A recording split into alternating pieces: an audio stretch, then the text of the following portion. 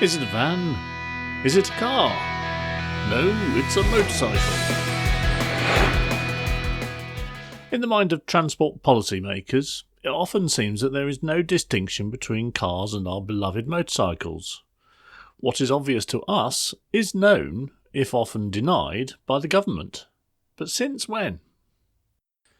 If we look at Department of Transport data sets, it is clear that they do make a distinction between the motorcycle and the car. When it comes to traffic volumes, road casualty statistics, numbers of registered vehicles and transport choices, the department does routinely give figures for motorcycles separate to figures for cars. If transport policy can and should be made without recourse to the granular detail of different types of vehicle, there would be a case for not recognising the difference between the vehicle types. But the reality is that transport policy for cars and motorcycles should be different. It's not always been the case that the Department for Transport has recognised that motorcycles are a discrete vehicle class. The DFT first used the classification motorcycle to categorise road user types in 1930. This was part of a broader effort to standardise and regulate various vehicle categories as motor vehicles became more common and varied in the early 20th century. Prior to the 1930 Road Traffic Act, motorcycles were regulated under broader categories that encompassed various types of motor vehicles.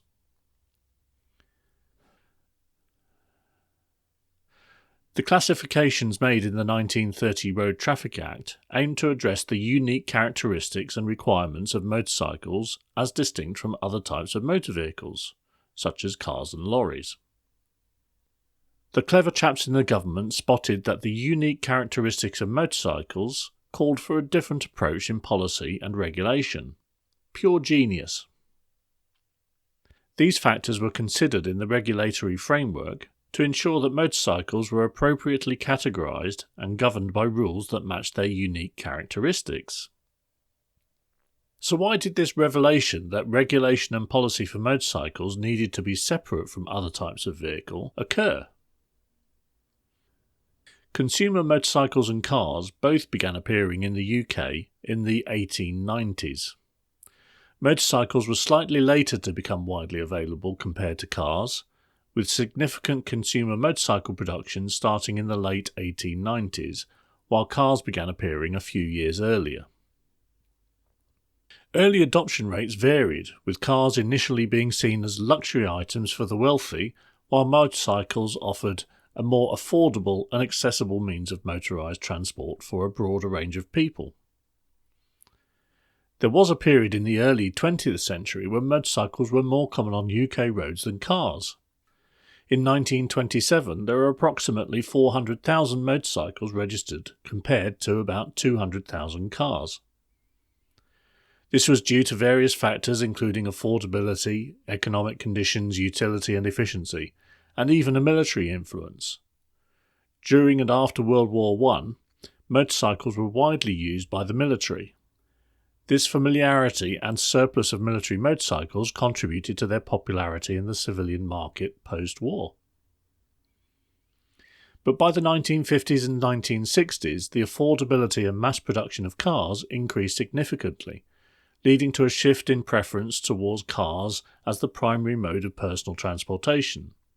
Economic recovery, technological advances, and infrastructure development favoured car use over motorcycles. By the mid-20th century, cars had overtaken motorcycles in popularity, and they have remained the dominant mode of personal transport on UK roads since then.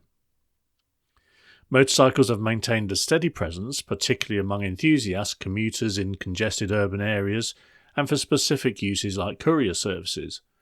But without doubt, the decline in the prevalence of motorcycles has led to a decline in understanding.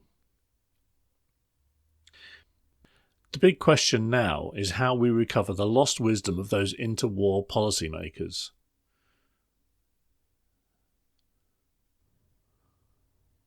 In this country, we are unlikely to ever recover the heady days where there were twice as many motorcycles as cars on the road.